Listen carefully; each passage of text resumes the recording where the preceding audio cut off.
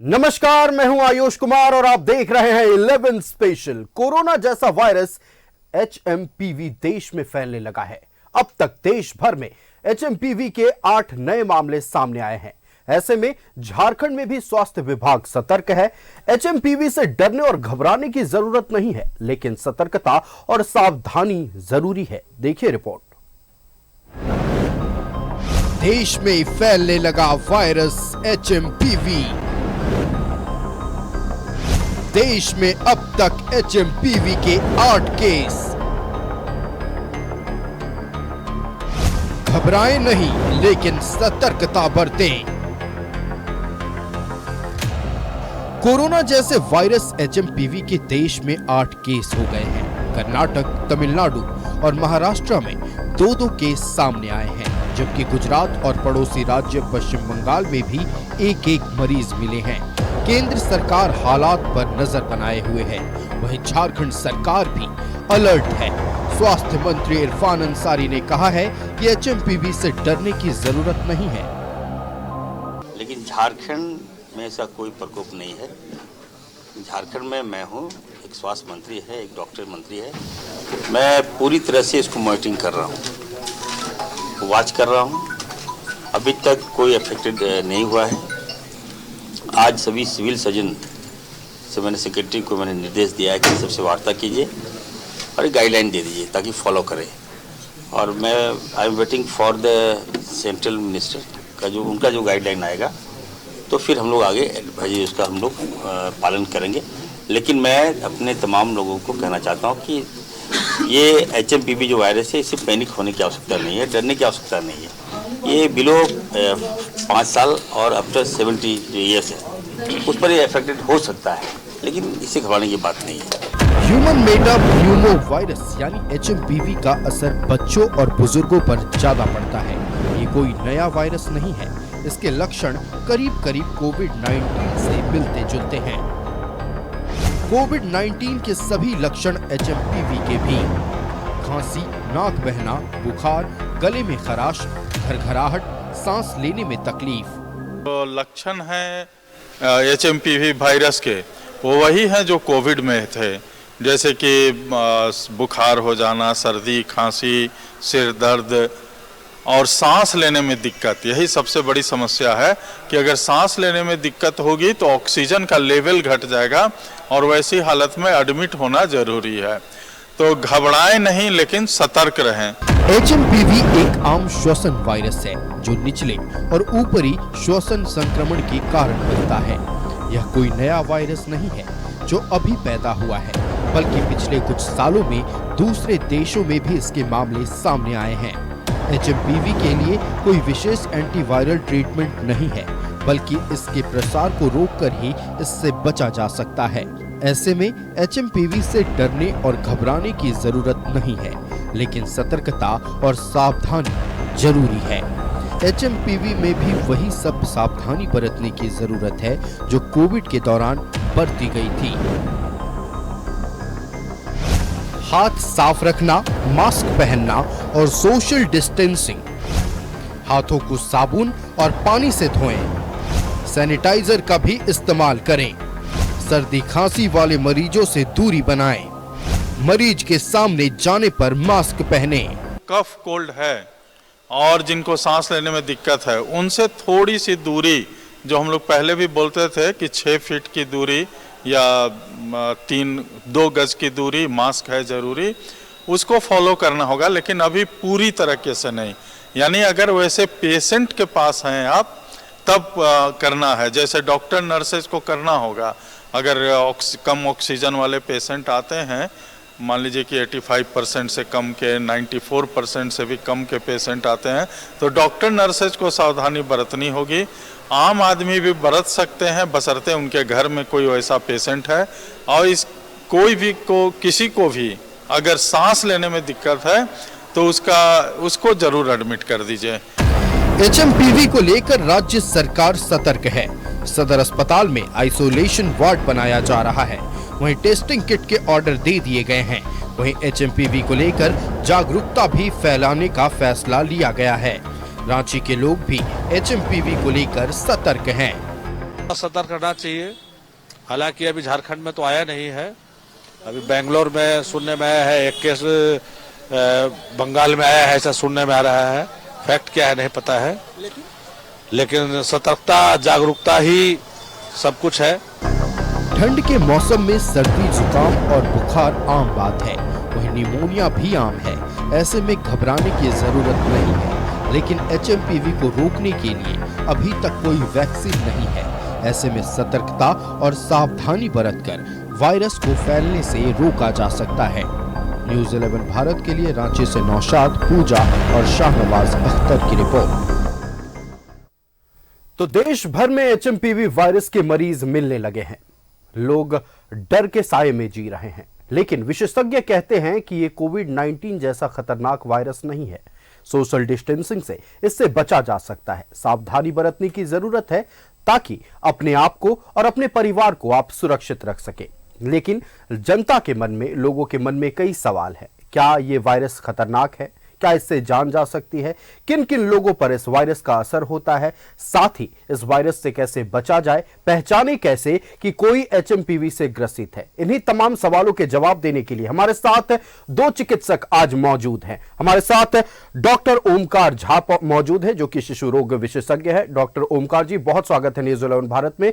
हमारे साथ डॉक्टर विक्रम प्रताप जुड़े हुए हैं, जो कि शिशु रोग विशेषज्ञ है। माफ कीजिएगा, doctor Omkar Jha lung specialist है। और हमारे साथ डॉक्टर विक्रम प्रताप जुड़े हुए हैं, जो कि शिशु रोग विशेषज्ञ हैं। आप दोनों का बहुत स्वागत है न्यूज़ 11 भारत में। सबसे पहले हम डॉक्टर ओमकार झा का रुख करते हैं। डॉक्टर ओमकार, देखिए, सवाल जनता के मन में कई है। कोविड-19 का वह बुरा दौर सबने देखा है, सबको डर लग रहा है कि यह वायरस चूंकि चाइना से आया है, क्या उतना ही खतरनाक होगा? क्या इस बार भी लॉकडाउन हो सकता है? सबसे पहले एचएमपीवी वायरस को लेकर तमाम जानकारियां आप हमारे दर्शकों से साझा करें। नमस्कार। सबसे पहले ये मैं स्पष्ट कर देना चाहूँगा कि यह कोई नया वायरस नहीं है। ह्यूमन मेटान्यूमोवायरस हम 2001 से इसके बारे में जानते हैं, और जहाँ तक इसके सीवियरिटी की बात है, अभी तक का ऐसा कोई डेटा नहीं है जो ये सजेस्ट कर सके कि ये कोविड की तरह खतरनाक है। कॉमनली ये 5 साल से छोटे बच्चों में होता है, एल्डरली लोगों में होता है, और बेसिकली इम्यूनो कॉम्प्रोमाइज्ड पीपल में होता है, जहाँ पर कि ये सीवियर इन्फेक्शन कॉज कर सकता है, जिसमें लोअर रेस्पिरेटरी ट्रैक्ट का इन्वॉल्वमेंट हो। Otherwise most of the time ये सेल्फ लिमिटिंग होता है और 1 से 2 वीक में अपने आप ठीक हो जाता है। ठीक है, आप कह रहे हैं कि 1 से 2 वीक में खुद ठीक हो जाता है, और ये भी कहा जा रहा है कि ये वायरस जो है एचएमपीवी, ये बच्चों के लिए खतरनाक है, खास तौर पर वो बच्चे जो अभी नवजात हैं या फिर उनकी उम्र 5 साल तक की है। हम शिशु रोग विशेषज्ञ का रुख करते हैं। डॉक्टर विक्रम प्रताप हमारे साथ जुड़े हुए हैं। डॉक्टर विक्रम, सवाल महत्वपूर्ण इसलिए है क्योंकि अभिभावक परेशान है, चिंतित है। पिछली बार भी हमने देखा था कोविड-19 के दौरान बच्चों पर कोविड-19 वायरस का असर ज्यादा देखने को मिला था। हालांकि पूरे दुनिया भर में कई ऐसे केसेस सामने आए थे जहां देखते ही देखते अपने ही परिवार के लोग, उनका देहांत हो रहा था, गुजर जा रहे थे। बस उसी दौर को याद करते हुए आज बच्चों के अभिभावक डरे हुए हैं। बच्चों को कैसे सुरक्षित रखना है और कितना खतरनाक है ये वायरस बच्चों के लिए, इस पर थोड़ा प्रकाश डालें। नमस्कार। एचएमपीवी वायरस जो है खासकर 5 साल से नीचे के बच्चों को अफेक्ट करता है, या फिर old and immuno compromised people को अफेक्ट करता है। चूँकि छोटे बच्चे होते हैं, इम्यूनिटी उतनी अच्छी डेवलप नहीं होती है, एंटीबॉडीज़ डेवलप नहीं होते हैं, इसलिए उनको इन्फेक्शंस होने का खतरा ज़्यादा रहता है। ये कोई नया वायरस नहीं है। एक वायरस है RSV, रेस्पिरेटरी सिंसिटियल वायरस। ये बहुत ही कॉमन नोटेरियस वायरस है बच्चों में इन्फेक्शन करने के लिए। फीचर्स इसके उसी के बराबर है। खांसी, जुकाम, सांस लेने में तकलीफ हो सकती है, नहीं भी हो सकती है, आंखें लाल होना, नाक से पानी बहना, गले में खराश, कई बार बच्चों को कान में दर्द या मिडल ईयर में इन्फेक्शन भी इससे हो सकता है। बचाव का तरीका बहुत ही सिंपल है। जैसे खांसी जुकाम हो तो अपने डॉक्टर से परामर्श लेना है। होम सेल्फ मेडिकेशन और होम मेडिकेशन नहीं करना है। ये सबसे बड़ा बचाव का तरीका है, क्योंकि इसके सिम्टम्स बाकी वायरसेस से ही सिमिलर हैं, बट सीवियरिटी में अंतर आ सकती है। इसके सीवियरिटी, बच्चा जितना छोटा होगा उतनी ज़्यादा सीवियरिटी होने की चांसेस थोड़ी ज़्यादा रहेगी। बाकी सांस लेने में दिक्कत, बुखार होना, खांसी जुकाम होना, ये आम वायरसेस या normal low grade bacterial infections की तरह ही रहेंगे। इसीलिए जब भी इन्फेक्शन है तो अपने शिशु रोग विशेषज्ञ से ज़रूर परामर्श लें और उनकी दी हुई सलाह ही मानें। ओवर द काउंटर मेडिसिन लेना फ़िलहाल के लिए कुछ महीनों तक के लिए तो मैं सजेस्ट करूंगा, जब तक कि फुल फ्लेज्ड इन्फॉर्मेशन अभी नहीं आती है हमारे पास, तब तक अवॉइड करें। अभी बैंगलोर में 2 केसेस हुए हैं, जिसमें एक बच्चा रफली 3 मंथ्स का था और दूसरा बच्चा रफली 7 मंथ्स का था, और इन दोनों बच्चों को इंडिया से बाहर के ट्रैवल की हिस्ट्री भी नहीं रही है। यानी कि कहीं ना कहीं ये वायरस आज भी हमारे बीच में ही था और बीच में ही है, और जो कि अब फ्लेयर होकर आ रहा है। इसलिए बचाव का तरीका सिंपल है, इम्यूनिटी को स्ट्रांग रखें। जो माएँ बच्चों को दूध पिला रही हैं वो बच्चों को 6 महीने तक दूध अवश्य पिलाएं, जिसको 2 साल तक पिलाते रहना है। और कभी भी कुछ भी इन्फेक्शन या बच्चों को दिक्कत होती है तो अपने शिशु रोग विशेषज्ञ से जरूर मिलें। बिल्कुल, शिशु रोग विशेषज्ञ से मिले। जैसा कि डॉक्टर विक्रम प्रताप ने बताया कि आने वाले कुछ महीनों तक कम से कम अगर खांसी जुकाम आपको महसूस हो तो ऐसा नहीं है कि आप मेडिकल स्टोर गए, फार्मेसी गए, खुद दवाई खरीद कर खा लिए। ऐसा अभी कुछ महीनों तक ना करें, डॉक्टर से परामर्श लें। हमारे साथ डॉक्टर ओमकार झा भी हैं, लंग स्पेशलिस्ट हैं। एक सवाल है जो कि जनता के मन में है कि जब इस वायरस का जिक्र पहले भी हुआ था, अगर हम 1950 के दशक की बात करें तो दूसरे देशों में हमने इस वायरस के ट्रेसेस पाए थे। 2001 का जिक्र आपने भी किया, तो ये क्या हमारे बीच रहा तो इंसानों के शरीर में एंटीबॉडीज इसका खुद तैयार नहीं हुआ है? यस, यूजुअली बेसिकली यह वायरस हमारे बीच है डेफिनेटली, और मोर देन 90% चिल्ड्रन जो कि 5 साल से बड़े होते हैं ऑलरेडी एक बार इन्फेक्टेड हो चुके होते हैं। हाँ, बट इसमें जो इम्यूनिटी डेवलप होता है वो शॉर्ट लास्टिंग होता है। सो अगर एक बार इन्फेक्शन हुआ तो इसका मतलब ये नहीं हुआ कि वह फिर से इन्फेक्शन नहीं हो सकता है, फिर से इन्फेक्शन हो सकता है। जहाँ तक सीवियरिटी होने की बात है, कुछ बेसिकली इम्यूनोलॉजिकल मेमोरी होता है हमारा। एक बार इन्फेक्शन हुआ तो सेकेंड टाइम चांसेस कम होते हैं उतनी सीवियरिटी होने की। हाँ, लेकिन आरएनए वायरस होने के कारण इसमें म्यूटाजेनिसिटी की संभावना होती है, वो म्यूटेट करते हैं। जैसे आपने कोविड में भी सुना होगा कि डिफरेंट ओमेगा डेल्टा वेरिएंट्स आते थे, तो ये भी जब म्यूटेट करता है तो इसकी सीवियरिटी चेंज हो सकती है, इसकी वायरुलेंस चेंज हो सकती है।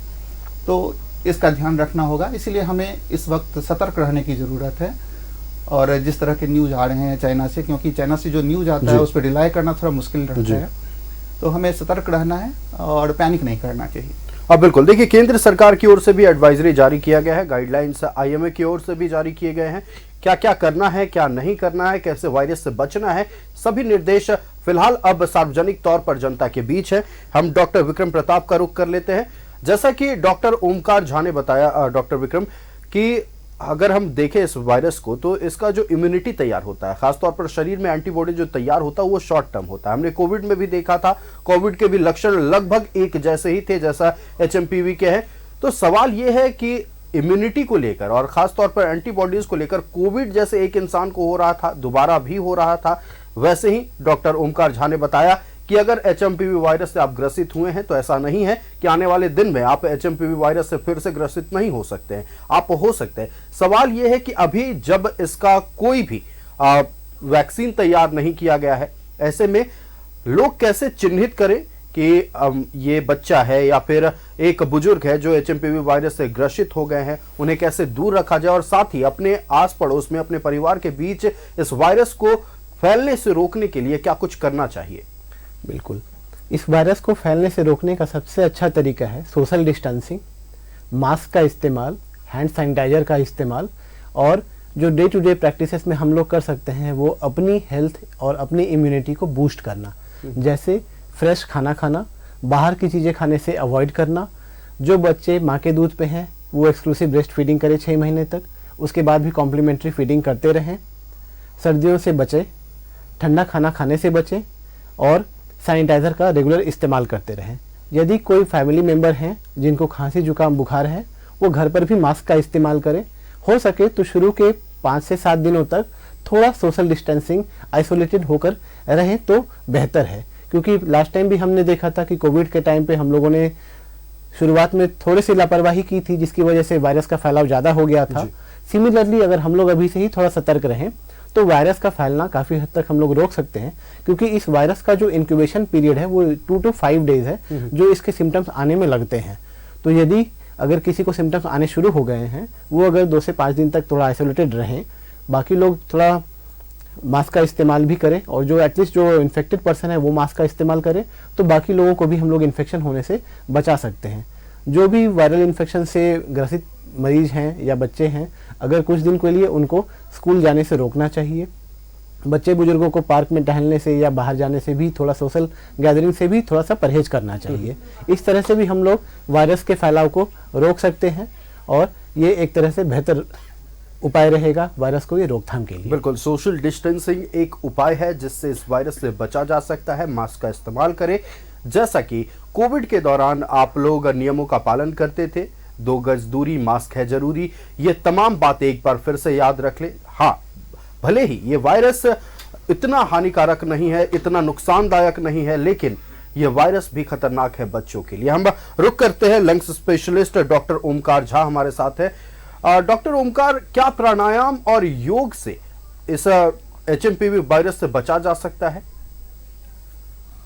प्राणायाम और योग लंग के स्वास्थ्य के लिए अच्छा है, लेकिन इस वक्त हमारे पास कोई ऐसा डेटा नहीं जिसके बेसिस पर हम ये कहें कि इससे बचा जा सकता है।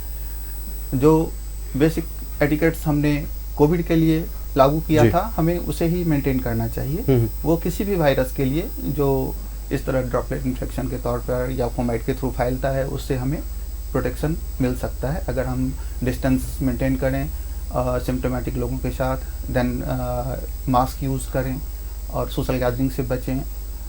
खासकर जब आप इन्फेक्टेड हों तो खुद बाहर जाने से बचें, दूसरों के बारे में भी सोचें।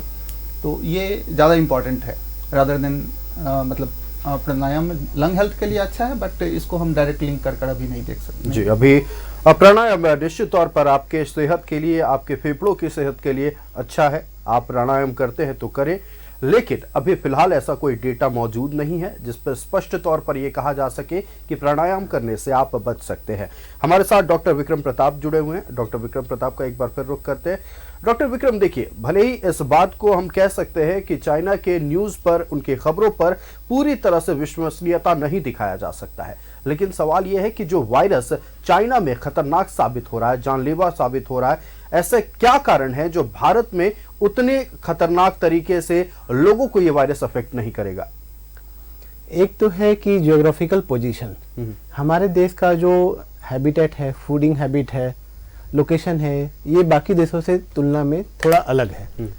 इस तरह से अगर देखा जाए तो हमारे इंडिया की एक पैटर्न रही है कि बीमारी हम लोगों को भी होती है, बट रिलेटिवली हम लोग थोड़ा सा बचकर निकलते हैं। कई बार ऐसा नहीं हो पाता है अनफॉर्चुनेटली, बट हमारा इम्यूनिटी और प्लस हमारा एक जो सोशल डिस्टेंसिंग और बाकी चीज़ों को, प्रोटोकॉल को फॉलो करने का जो टेक्निक्स है, उससे भी हम लोग इस तरह की चीज़ों से बचते हैं। जैसे मेरे कुछ फ्रेंड्स थे जो फॉरेन में थे, तो हम लोग जितना सोशल डिस्टेंसिंग को हम लोग जितना अपने यहाँ मेंटेन कर सके, बाहर के देशों में उतना वो लोग नहीं किए। उन लोगों ने जल्दी लॉकडाउन को खोल दिया, जल्दी लोग सोशल गैदरिंग में करते चले गए। हम लोगों ने उस सब चीज़ों को फॉलो ज़्यादा किया रिलेटिवली।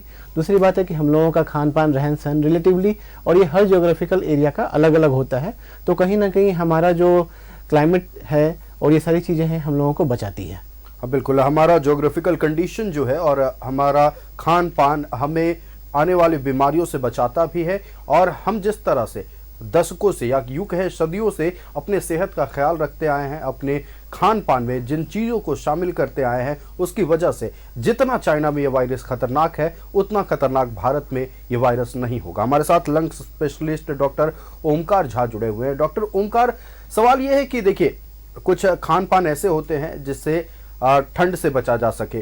क्या वही खान पान इस वायरस से बचने में, या फिर अगर कोई भी HMPV से ग्रसित हो गया है तो आने वाले दिनों में कैसे जल्दी ठीक हो, उसके लिए उस तरह के खाने अपने खान पान में शामिल करने की जरूरत है, और क्या क्या लोगों को सेवन करना चाहिए ताकि इस ठंड में इस वायरस से बचा जा सके?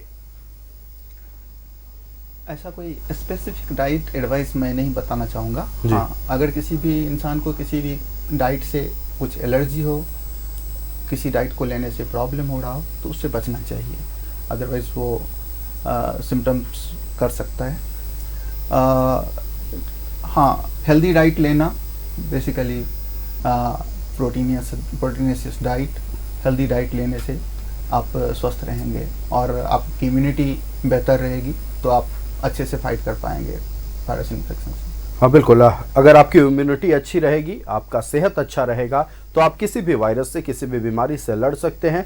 और ये सिर्फ होगा आपके डेली रूटीन से। आपका डेली रूटीन कितना अच्छा, आपका लाइफस्टाइल कितना अच्छा है, उस वजह से आपके सेहत में भी सुधार हो सकता है। आप दूसरों से अपने आप को ज़्यादा सुरक्षित, खास तौर पर इस तरह की बीमारियों में महसूस कर सकते हैं। हमारे साथ डॉक्टर विक्रम प्रताप है, चाइल्ड स्पेशलिस्ट है। छोटे बच्चे जो होते हैं, अगर हम बात कर ले, जो नवजात बच्चे होते हैं, माँ के दूध को छोड़कर और उनके लिए खान पान में शामिल करने का कोई उपाय नहीं होता। ऐसे में उन माँ को क्या आप निर्देश देंगे, अपने खान पान में उन माँ को क्या शामिल करना चाहिए? बिल्कुल, छोटे बच्चे जो नवजात शिशु हैं, उनमें भी इस वायरस से ग्रसित होने का खतरा उतना ही है जितना बड़े लोगों में है। इनफैक्ट छोटे बच्चों में इन्फेक्शन और इन्फेक्शन की सीवियरिटी होने की संभावना बड़े बच्चों या बुजुर्गों के कंपैरिजन में ज़्यादा है। बचाव का सबसे सरल और सबसे अच्छा उपाय है एक्सक्लूसिव ब्रेस्ट फीडिंग, यानी कि सिर्फ और सिर्फ 6 महीने तक माँ का दूध पिलाना।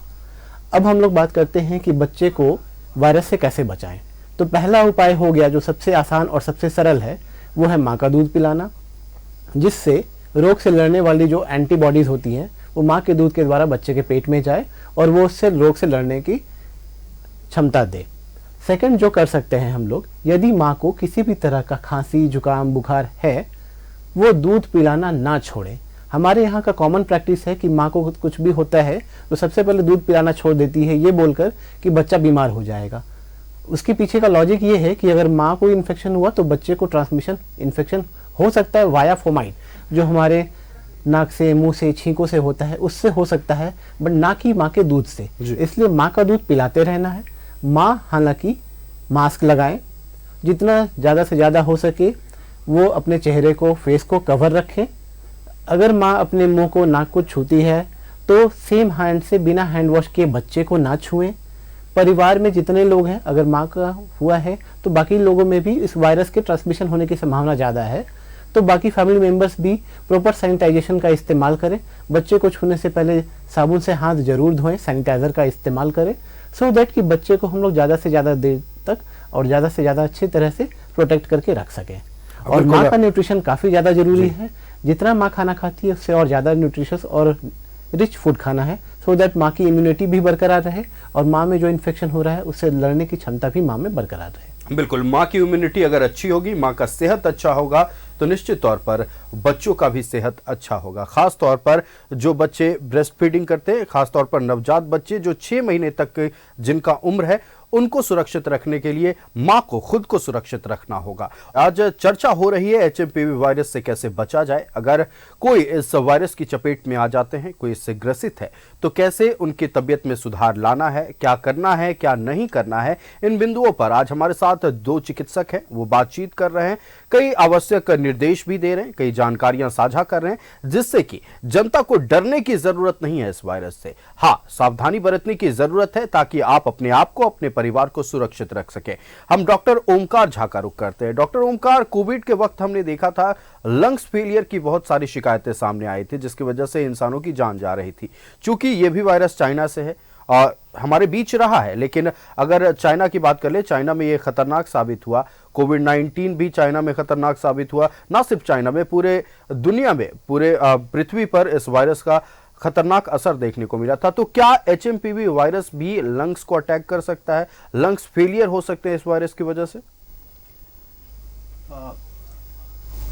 एचएमपीवी वायरस जो है ये भी लंग को इन्फेक्ट करता है, बट अभी तक जो डेटा है उसके हिसाब से देखें तो most of the symptoms upper respiratory tract को इन्वॉल्व करता है और संभावना लंग को इन्फेक्ट करने की कम होती है। हाँ, अब यह जो नया अब अगर उसमें कुछ म्यूटेशन हो जाए और उसके कारण उसमें म्यूटेजेनिसिटी चेंज हो और वो लंग को ज़्यादा इन्फेक्ट करने लगे तो कोविड जैसी सिनेरियो हो सकती है।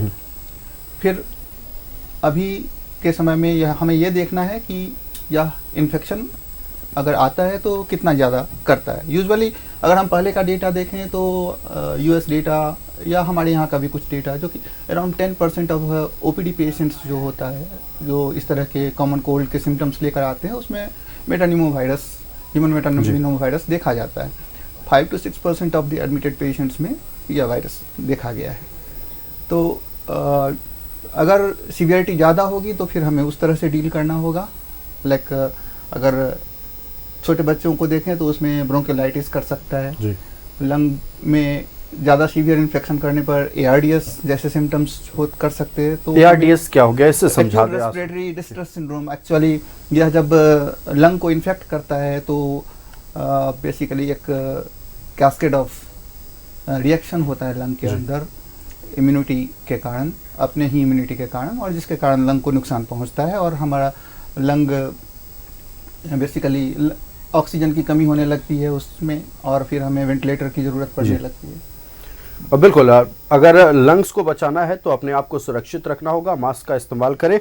डॉक्टर विक्रम प्रताप का रुख करते हैं। डॉक्टर विक्रम, अगर बात कर ले कोविड के दौर की, तो उस वक्त एक सिम्टम ये भी था कि कुछ स्मेल नहीं आता था किसी सामान की या किसी खाने भी वाले चीज की, आप उसकी खुशबू नहीं ले पाते थे और स्वाद जुबान से चला जाता था।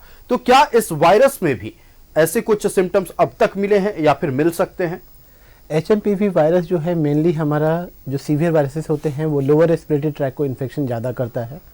तो chances of loss of smell, स्वाद का नहीं रहना, स्मेल का नहीं रहना, इसकी पॉसिबिलिटी कम है।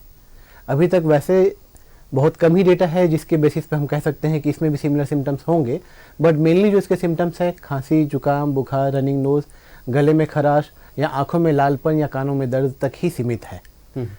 लॉस ऑफ स्मेल और टेस्ट की संभावना काफ़ी हद तक कम है, क्योंकि इसमें जो इन्फेक्शन हो रहा है वो सीवियस इन्फेक्शन हमारे या तो लोअर रेस्पिरेटरी ट्रैक इन्फेक्शन को कवर कर रहे हैं, या जो नॉर्मल इन्फेक्शन हो रहे हैं वो नॉर्मल वायरल इन्फेक्शन की तरह हो रहे हैं।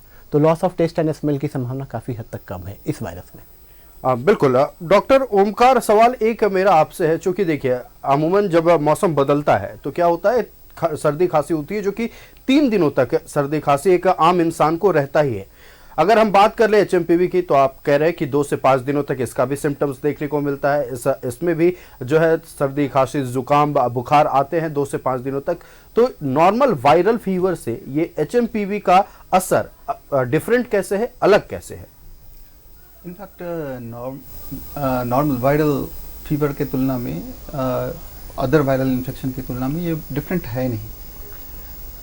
बेसिकली जो कॉमन फ्लू होता है, कॉमन कोल्ड होता है, इन्फ्लुएंजा, और जैसा कि कहा कि डॉक्टर साहब ने कहा कि ये बहुत ही मिलता है रेस्पिरेटरी सिंसाइटियल वायरस से। हाँ, यह जब लोअर रेस्पिरेटरी ट्रैक्ट इन्फेक्शन करता है तो स्मॉल एयरवे को अफेक्ट करता है, जिसके कारण ब्रोंकियोलाइटिस होता है, जिसके कारण वीजिंग लाइक सिम्टम्स, सांस से एक सीटी जैसी आवाज़ सुनाई देने लगती है। छोटे बच्चों में ये कॉमनली देखा जाता है। बिल्कुल, देखिए जैसा कोविड के वक्त पर हो रहा था डॉक्टर ओमकार, के लोगों को सांस लेने में परेशानी हो रही थी। अमूमन अब तक जितने केसेस सामने आए हैं ऐसी कोई शिकायत अब तक नहीं मिली है, लेकिन सवाल यह है कि क्या अगर 2 से 5 दिन का जो टेन्योर है इस वायरस से ग्रसित होने का वो बढ़ता है और लगातार तबीयत खराब रहती है, तबीयत ठीक नहीं होता दवाई लेने के बावजूद भी, तो क्या वो बीमारी HMPV से अलग है या फिर इसी का विकराल रूप है, हो सकता है? एक बात समझना होगा कि जब भी कोई वायरल इन्फेक्शन होता है तो वायरल इन्फेक्शन के बाद सेकेंडरी बैक्टीरियल इन्फेक्शन हो सकता है और वो फिर न्यूमोनिया कॉज करता है। तो बेसिकली अगर एक्सटेंडेड सिम्टम्स हैं तो फिजिशियन से मिलना चाहिए डेफिनेटली, और हो सकता है कि कोई सेकेंडरी बैक्टीरियल इन्फेक्शन हो, उसे रूल आउट करने की ज़रूरत होगी। बिल्कुल, अगर लंबे समय तक आपको सर्दी खांसी बुखार है तो ऐसा ज़रूरी नहीं है कि HMPV वायरस से ही सिर्फ आप ग्रसित है, हो सकता है बैक्टीरियल इन्फेक्शन हो, कई और बीमारियां हैं जो आपको हो सकती हैं। तो जितना जल्दी हो सके तबीयत खराब हो तुरंत डॉक्टर से परामर्श लें और डॉक्टर जो कहते हैं उसको अवश्य माने। हमारे साथ डॉक्टर विक्रांत प्रताप जुड़े हुए हैं, विक्रम प्रताप माफ कीजिएगा, डॉक्टर विक्रम प्रताप हमारे साथ जुड़े हुए हैं। डॉक्टर विक्रम, एक सवाल जो बच्चों को लेकर लगातार ये उठता है, खासतौर पर जो बच्चे खेलने जाते हैं या फिर आप सार्वजनिक जगहों पर जैसे स्कूल हो गया, ट्यूशन हो गया, इन जगहों पर जाते हैं, वो अपने आप को कैसे सुरक्षित रखे, क्योंकि बच्चों को सुरक्षित रखना हर जगह ये पॉसिबल नहीं होता है, ना अभिभावकों के लिए, ना उस जगह पे जो टीचर्स मौजूद हैं। तो ऐसी क्या चीजें हैं जो माँ को करनी चाहिए ताकि बच्चे जब भी बाहर जाए तो इस वायरल इन्फेक्शन का असर उन पर कम हो? सबसे पहले तो एक बात जान लें कि जैसे ही बच्चा हमारा बड़ा होता है, जब हम उसको प्री स्कूल भेजना शुरू करते हैं, अमूमन ये पाया जाता है कि जैसे ही बच्चा स्कूल जाना शुरू करता है, चाहे वो प्री स्कूल हो, नर्सरी हो, यूजुअली बच्चे बीमार होकर आने शुरू होते हैं। बच्चा जब तक घर पे था तब तक ठीक था, जैसे ही स्कूल जाना शुरू करता है बच्चे यूजुअली ज़्यादा बीमार होने लगते हैं। ऐसा इसलिए क्योंकि बहुत सारे वायरसेस एंड बैक्टीरिया होते हैं जो बच्चे बाहर जाते हैं, किसी बच्चे को हुआ, उसके पापा मम्मी को हुआ, उससे उनको फैला और उससे उसको लेकर आ गया। अब ये किसको होगा किसको नहीं होगा ये हमारा बॉडी टाइप डिसाइड करेगा, हमारे बॉडी की इम्यूनिटी डिसाइड करेगी। हो सकता है उस बच्चे को नहीं था, हमारा बच्चा गया, उसको हो गया। तो ये इन्फेक्शन होना नहीं होना ये हमारे बॉडी की इम्यूनिटी पर डिपेंड करेगा। इससे बचने का उपाय ये है कि माएँ जब भी बच्चों को स्कूल भेजें खाली पेट ना भेजें। जनरली आजकल का ट्रेंड हो गया है, मदर्स भी कई बार वर्किंग होती हैं, थोड़ा सा खिला दिया, या स्कूल के भरोसे रहती है कि वहाँ पे जो टीचर होंगी वो बच्चों को खिला देंगी।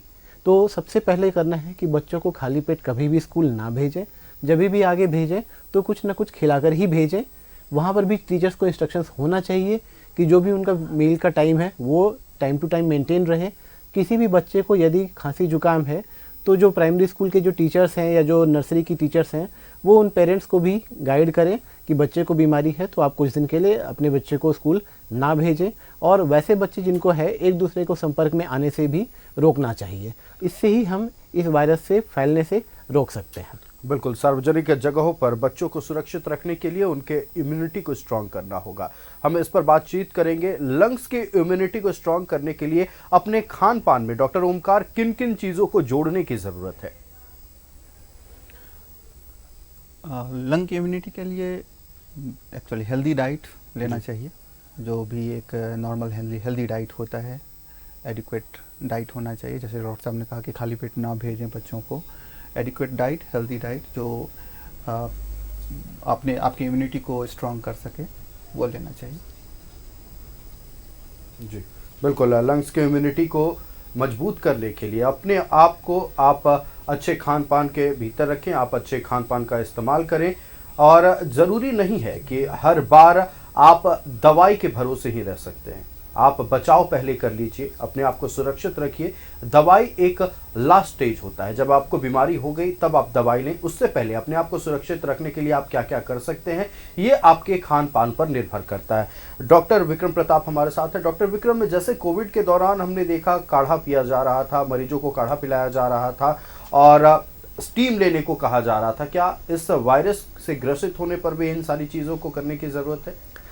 देखिए, ये काढ़ा पीना, स्टीम लेना, ये एक तरह से ये सूदिंग इफेक्ट है जी, हमारे लंग्स को थोड़ा सा ओपन करके रखता है।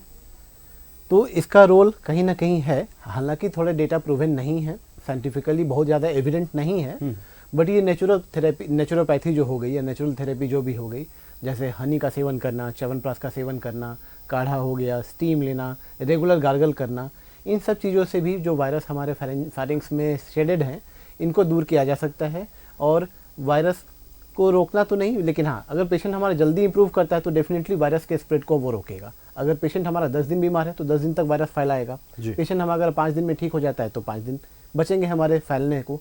तो जितना जल्दी पेशेंट मेडिसिन ले या गार्गल करते रहे, मान लीजिए अगर एक फैमिली मेंबर अफेक्टेड है तो बाकी फैमिली मेंबर्स भी प्रिकॉशनरी तौर पे गार्गल, स्टीम, काढ़ा या गर्म खाना खाना शुरू कर सकते हैं। इससे डेफिनेटली बाकी फैमिली मेंबर्स की भी इम्यूनिटी अच्छी रहेगी और बीमार पड़ने की संभावना थोड़ी सी कम जरूर होगी। बिल्कुल, खान पान पर सब कुछ निर्भर करता है। अपने आप को सुरक्षित रखना है। एक तो सोशल डिस्टेंसिंग, अपने खान पान में उन चीज़ों का इस्तेमाल करें जो आपके इम्यूनिटी को स्ट्रांग बनाता है। एक सवाल रहेगा डॉक्टर ओमकार झा से। डॉक्टर ओमकार, डरे हुए हैं खास तौर पर अस्थमा के मरीज, उनको अपने आप को सुरक्षित रखने के लिए क्या कुछ करना चाहिए और ये वायरस उन मरीजों पर कितना असरदार होगा, कितना उनके लिए खतरनाक होगा, इसके बारे में भी बताएं।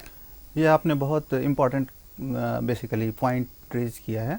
बेसिकली यह ह्यूमन मेटान्यूमोवायरस जो है इटसेल्फ मतलब ज़्यादा नुकसान हेल्दी लोगों को नहीं कर सकता, बट हाँ, जो बेसिकली इम्यूनो कॉम्प्रोमाइज पेशेंट हैं या जो एस्थमा के मरीज़ हैं या फिर जो COPD पेशेंट्स हैं जिनका कि लंग डिजीज़ पहले से ही चल रहा है, उनके कंडीशन को एग्जैसरबेट कर सकता है और बेसिकली उसमें इन्फेक्शन करने से acute exacerbation of asthma, acute exacerbation COPD के बेसिकली के लक्षण देखे जाते हैं।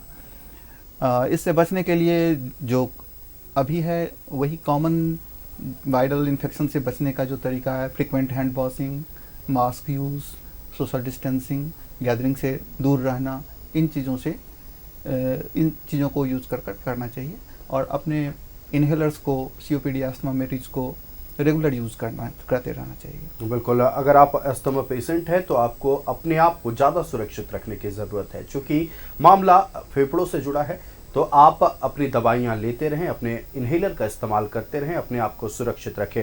हम डॉक्टर विक्रम प्रताप का रुख करते हैं। डॉक्टर विक्रम, हम बात कर रहे थे जब खास तौर पर अस्थमा को लेकर, तो न्यूमोनिया को लेकर भी सवाल एक मन में आया। हम देखते हैं कि बच्चे का जन्म होता है और न्यूमोनिया उसे हो जाता है, तो कैसे न्यूमोनिया से भी बचा जाए और जिन बच्चों को न्यूमोनिया हुआ है उनको इस वायरस से कितना बचाने की ज़रूरत है?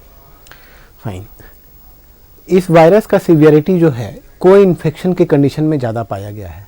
कोई इन्फेक्शन यानी कि ये वायरस तो इन्फेक्शन किया ही है, साथ में कोई दूसरा वायरस भी है या कुछ दूसरा बैक्टीरिया भी है जो एक साथ 2 या 2 से ज़्यादा वायरसेस बैक्टीरिया किसी भी पेशेंट को अफेक्ट कर रहे हैं। तो कोई इन्फेक्शन के कंडीशंस में सीवियरिटी ज़्यादा रहती है। रही अगर बात निमोनिया की है तो निमोनिया एक अपने आप में एक सीवियर इलनेस है, सीवियर बीमारी है, जिसके लिए हमें काफ़ी हद तक कई बार एडमिशन की भी नौबत आ सकती है। ऑक्सीजन, सलाइन चढ़ाना, एंटीबायोटिक्स, ये सब की भी ज़रूरत पड़ सकती है। तो वैसे केसेस में जब हमें निमोनिया से बचाना है, जब निमोनिया होने से हमारी इम्यूनिटी थोड़ी कमज़ोर हो जाती है, तो निमोनिया होने या होने के कुछ दिन के बाद तक हमें इस वायरस से या किसी भी वायरल इन्फेक्शन या बैक्टीरियल इन्फेक्शन से बचने के लिए थोड़ा ज़्यादा प्रयासरत रहना चाहिए, क्योंकि हमारे जब भी लो इम्यूनिटी होगी तो इस वायरस या अदर वायरस से होने की संभावना थोड़ी सी बढ़ जाती है। इसीलिए वैसे कंडीशंस में जो भी पेशेंट्स जो निमोनिया से ग्रसित हुए हैं या रिसेंटली हुए हैं उनको थोड़ा ज़्यादा प्रिकॉशन लेने की ज़रूरत है। डाइट, एक्सरसाइज को अपने रेगुलर रूटीन में डालने की ज़रूरत है, सो दैट कि हमारा जो लो इम्यूनिटी जो रह गया था उसको हम लोग बूस्टअप कर सकें। अब बिल्कुल अपने इम्यूनिटी को स्ट्रॉन्ग करें, आप अपने आप को सुरक्षित रखें। यही बात डॉक्टर हर बार कह रहे हैं। निमोनिया अपने आप में एक खतरनाक बीमारी है। अगर निमोनिया हुआ है तो जितने जल्दी हो सके डॉक्टर से परामर्श लें, संभव हो तो अस्पताल में एडमिट कराएं, ताकि एक साथ 2 वायरस एक बच्चे के शरीर को अफेक्ट ना करें। हम रुख करते हैं डॉक्टर ओमकार झा का। डॉक्टर ओमकार, कोविड के दौरान हमने देखा था कि शरीर का ब्लड ऑक्सीजन लेवल जो था वो कम हो जाता था। क्या ब्लड ऑक्सीजन लेवल को इस बार भी ट्रैक करने की ज़रूरत है? क्या ऑक्सीजन एक बहुत बड़ा मुद्दा बन जाएगा, खास तौर पर अगर HMPV की बात कर ले तो? HMPV की जहाँ तक बात है, अभी तक ऐसा नहीं लग रहा कि ऑक्सीजनेशन एक बड़ा मुद्दा होगा। हाँ, अगर किसी भी इंसान को कॉमन कोल्ड ये सब हो रहा है तो सतर्कता तो ज़रूरी है। सतर्कता इस सेंस में कि अगर कोई सांस की दिक्कत महसूस हो, ऑक्सीजन ट्रैक करना, आजकल सब लोगों के पास पल्स ऑक्सीमीटर होता है कि वो आसानी से उसको ट्रैक कर सकते हैं।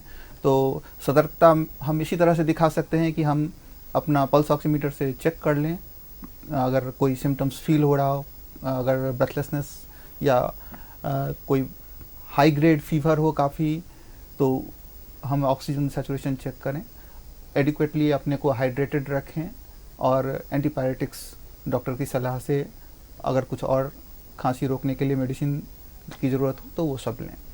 एक और सवाल रहेगा, ऑक्सीजन की चूंकि बात हो रही है, तो कितना परसेंटेज जो है ब्लड ऑक्सीजन लेवल का एक आम इंसान के शरीर में होना चाहिए, एक वयस्क के शरीर में होना चाहिए, तब समझा जाए कि वो सुरक्षित है, किसी बीमारी से ग्रसित नहीं है? ये नॉर्मली 94% से अगर ऊपर है तो आप इसको नॉर्मल मान सकते हैं। छोटे बच्चों के लिए यूजुअली 96% से ऊपर होना चाहिए, 97% से।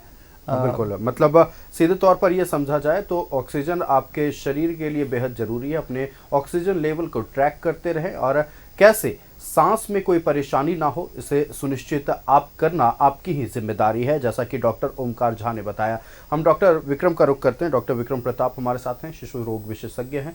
बच्चों में हम देखते हैं कि कभी कभी क्या होता है, जब नॉर्मल सर्दी खांसी भी होती है या वायरल फीवर भी होता है, सांस लेने में ऊपर नीचे सांस होने लगता है। खास तौर पर अगर हम बात कर ले, एक हाफने जैसा सिम्टम सामने आता है, घरघराहट गले में रहती है, सीने में अगर सुना जाए तो सीने में भी घरघराहट की आवाज पूरे दिन सुनाई देती है। क्या एक बहुत बड़ा ये सिम्टम होने वाला है, खासतौर पर एचएमपीवी वायरस के मद्देनजर बात करें तो? एचएमपीवी वायरस चूँकि सीवियर केसेस में लोअर रेस्पिरेटरी ट्रैक्ट को इन्फेक्ट करता है, तो वैसे कंडीशंस में छाती का अंदर धंसना, ऊपर नीचे होना, हमारे जो रिब्स हैं उसके बीच के मसल्स को अंदर धंसना, ऊपर के यहाँ पे धंसना जिसको सुप्रास्टर्नल रिट्रैक्शन बोलते हैं, छाती का ऊपर नीचे होना, सीटी जैसी आवाज़ जो आती है जिसको हम लोग मेडिकल टर्म में व्हीज बोलते हैं, ये सारी चीज़ें सुनाई पड़ सकती हैं। किसी भी स्थिति में यदि लगता है आपको कि बच्चे की सांस तेज़ चल रही है, छाती में गड्ढे पड़ रहे हैं, बच्चे को सांस लेने में ज़्यादा दिक्कत आ रही है या सीटी जैसी आवाज़ आ रही है, तो ये एक सीरियस इन्फेक्शन को डिनोट करता है। ऐसी स्थिति में बिना देर किए आपको तुरंत और जल्दी से जल्दी डॉक्टर से मिलना चाहिए। और ख़ास तौर पर गर्भवती महिलाओं की बात कर ले, उन्हें क्या सावधानियां बरतने की ज़रूरत है? गर्भवती महिलाएं, एक तो ये है कि अभी तक ट्रांसप्लासेंटल ट्रांसमिशन ऑफ वायरस, यानी कि माँ से माँ के पेट में पल रहे बच्चे में ट्रांसमिशन होने के अभी तक ऐसे कुछ डेटा रिकॉर्ड्स मिले नहीं हैं। इसलिए माँ से अगर ग्रसित, इनफैक्ट अगर वर्स्ट केस में हो भी जाती हैं तो माँ से बच्चे में ट्रांसमिशन होने की संभावना ना के बराबर है, क्योंकि अभी तक चूँकि ऐसा कोई भी केस मिला नहीं है, तो और अच्छी बात है। हालांकि माँ के लिए भी सिमिलर चीज़ें रहेंगी, चूँकि बच्चा गर्भ में पल रहा है तो माँ के लिए बहुत ज़्यादा मेडिसिन प्रेस्क्राइब करना मुश्किल होता है, तो उनका डाइट अच्छा रखना होगा, उनको विटामिन सी युक्त चीज़ें खाने के लिए देना होगा, आंवला हो गया, च्यवनप्राश हो गया, या जो भी चीज़ें जो हमारी नेचुरल इम्यूनिटी को बूस्ट करता है, डाइट अच्छी रखनी होगी, सो दैट कि माँ का बचाव बहुत ज़रूरी है। माँ ठीक रहेगी तो बच्चा ऑटोमेटिकली अच्छा बन जाएगा। बिल्कुल, गर्भवती माँओं को विशेष ध्यान रखने की ज़रूरत है। उन चीज़ों का इस्तेमाल करें जो आपके इम्यूनिटी को स्ट्रांग करता है, खासतौर पर च्यवनप्राश, आंवला, अभी सीजन भी है आंवला का, तो आंवला का इस्तेमाल आप कर सकते हैं अपने खान पान में। रोज़मर्रा की ज़िंदगी में एक आंवला को आप विशेष हिस्सा बना लीजिए। हम रुख करते हैं डॉक्टर ओमकार झा का। डॉक्टर ओमकार, हम देखते हैं कि जैसे उम्र आगे बढ़ता है, खास तौर पर 70 साल के बाद हम देखते हैं कोई भी बीमारी लंबे समय तक एक बुजुर्ग के शरीर में घर बनाए रहता है, धीरे धीरे वो बीमारी ठीक होता है और ऑक्सीजन की कमी भी 70 साल से ऊपर वालों को ज़्यादा होने लगती है। ऐसे में सवाल यह है, क्या क्या सावधानियां बरतने की ज़रूरत है, किन किन चीज़ों का ध्यान रखना और कैसे ऑक्सीजन लेवल मेंटेन रहे, इसको लेकर भी आप क्या सुझाव देंगे खासतौर पर बुजुर्गों को? यह बात बिल्कुल सही है। जैसे जैसे उम्र बढ़ती है लंग की क्षमता कम होती जाती है और हमारा जो लंग का रिजर्व है वो कम होता जाता है। इसलिए जब एल्डरली लोगों को कोई इन्फेक्शन होता है तो वो बहुत तेज़ी में डिटोरिएट करते हैं और उन्हें फिर उसको हील होने में भी ज़्यादा टाइम लगता है, उनका इम्यूनिटी लेवल भी कम होता है। फिर बिल्कुल ऐसे में अपनी बात पूरी करें आप। हाँ, बिल्कुल, ऐसे में उन्हें ज़्यादा सावधान रहने की निश्चित तौर पर ज़रूरत है। बिल्कुल, ज़्यादा सावधानी बरतने की ज़रूरत बच्चों और बुजुर्गों को है, ताकि आने वाले दिनों में इस एचएमपीवी वायरस से आप ग्रसित ना हो। अपने आप को सुरक्षित रखें, सोशल डिस्टेंसिंग मेंटेन रखें। आप अगर सैर सपाटा कर रहे हैं, सुबह या शाम को किसी पार्क में जाते हैं तो आप निश्चित तौर पर जाएं, आपके सेहत के लिए अच्छा है। लेकिन कोशिश करें कि लोगों से दूरी बनाए रखें, बातचीत करें, कुछ दूरी मेंटेन करके बातचीत करें। लेकिन सवाल ये भी है कि क्या इस वायरस से ग्रसित होने के बाद खास तौर पर बुजुर्गों में डॉक्टर ओमकार कह सकते हैं जिस तरह से कोविड ने अफेक्ट किया था, ये वायरस अफेक्ट कर सकता है? अभी तक इस बात की संभावना कम लग रही है। हाँ, लेकिन जैसे जैसे डेटा है, अगर कुछ नया डेटा आता है तो फिर हम उस पर गौर कर सकते हैं। जैसा कि मैंने पहले भी कहा, यह एक आरएनए वायरस है और आरएनए वायरस काफ़ी कॉमनली म्यूटेट करता है और एक बार म्यूटेशन होने से इसकी वायरुलेंस में चेंज आ सकता है। और अगर वायरुलेंस में चेंज हुआ और इसके लोअर रेस्पिरेटरी ट्रैक्ट इन्फेक्ट करने की प्रोपेंसिटी बढ़ जाती है तो फिर उस तरह की सीवियरिटी ला सकती है। बिल्कुल, हम फिलहाल शिशु रोग विशेषज्ञ डॉक्टर विक्रम का रुख करते हैं। डॉक्टर विक्रम, हमने कोविड के दौरान देखा था कि आइसोलेशन वार्ड बनाए गए थे अस्पतालों में, और आप लोग भी खासतौर पर चिकित्सक, आप लोगों ने कोविड वॉरियर के रूप में काम किया था। पूरे दिन पीपीई किट आप लोगों को पहने रहना पड़ता था। क्या इस बार भी डॉक्टरों को पीपीई किट पहनना जरूरी है, खासतौर पर उन मरीजों के बीच जाने को लेकर? और क्या आइसोलेशन वार्ड की दरकार है इस बार, या फिर नॉर्मल वार्ड में भी इलाज हो सकता है? अभी तक जो सीवियरिटी है वायरस की, वैसे आइसोलेशन वार्ड और पीपीई किट की ज़रूरत अभी तक नहीं लग रही है। नॉर्मल आइसोलेशन, मास्क का इस्तेमाल, सैनिटाइज़र और हैंड वॉश, इन सब चीज़ों से वायरस से बचाव निश्चित तौर पे काफ़ी हद तक किया जा सकता है। हाँ, हेल्थ पर्सनल जैसे नर्सिंग स्टाफ और डॉक्टर्स, उनके लिए और ज़्यादा अच्छा रहेगा कि वो मास्क का इस्तेमाल रेगुलरली करें, हैंड वॉश का इस्तेमाल करें और डेफिनेटली खाना खाकर ही हॉस्पिटल जाएं।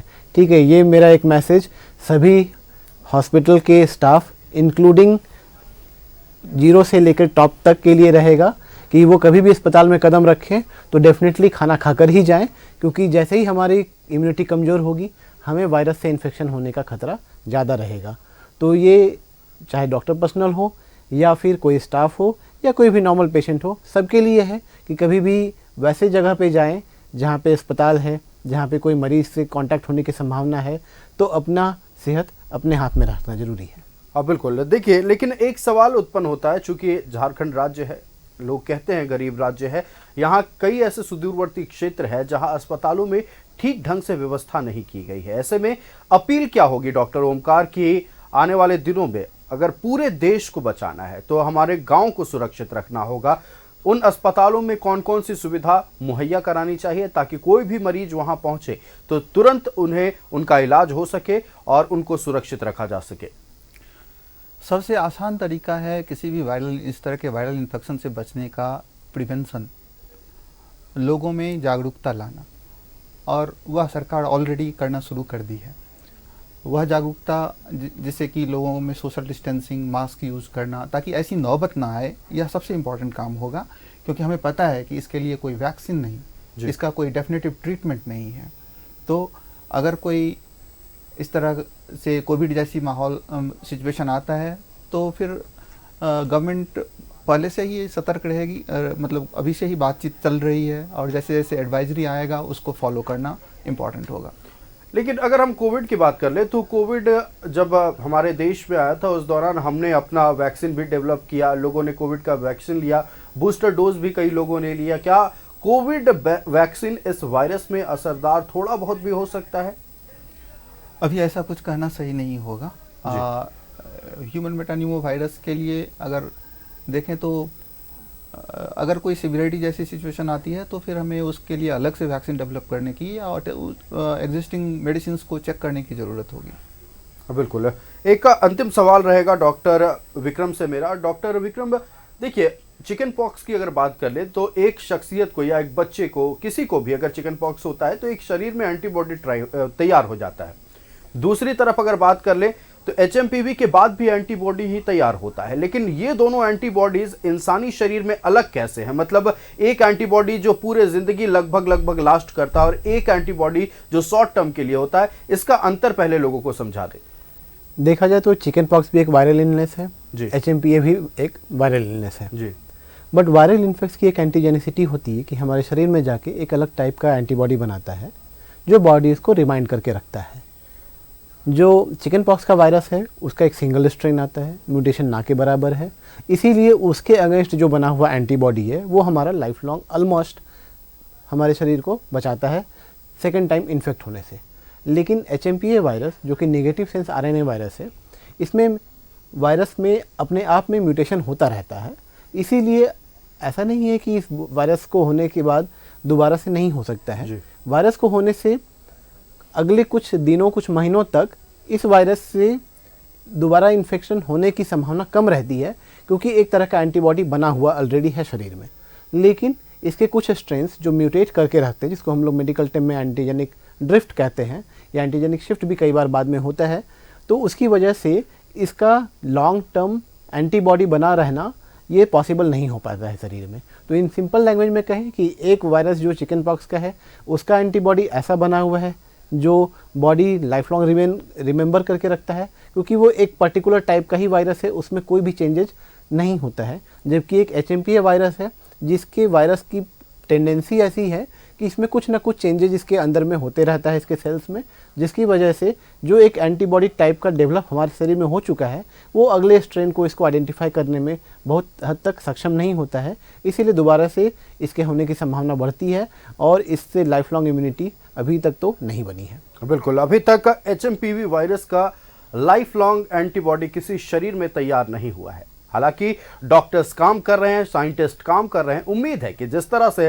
हमने कोविड को हराया, बहुत जल्द HMPV को भी हराएंगे और एक वैक्सीन हमारे देश में ही तैयार किया जाएगा।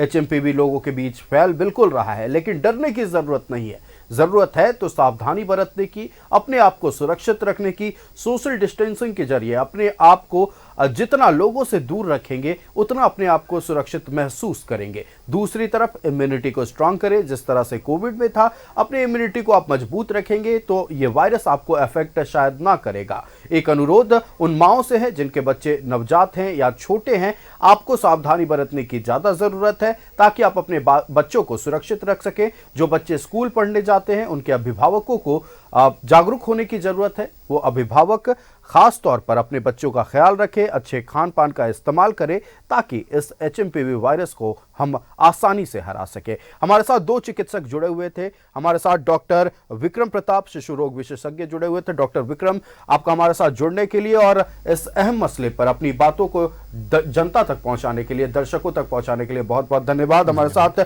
डॉक्टर ओमकार झा, जो कि लंग्स स्पेशलिस्ट हैं। डॉक्टर ओमकार, आपका हमारे साथ जुड़ने के लिए और तमाम जानकारियां हमारे दर्शकों तक पहुंचाने के लिए बहुत बहुत धन्यवाद। तो सिर्फ एक अनुरोध, सिर्फ एक अपील, अपने आप को सुरक्षित रखें, सोशल डिस्टेंसिंग के जरिए लोगों के बीच जाने से बचें, खान पान का सही इस्तेमाल करें ताकि इस HMPV वायरस को आसानी से हम भारतवासी हरा सके।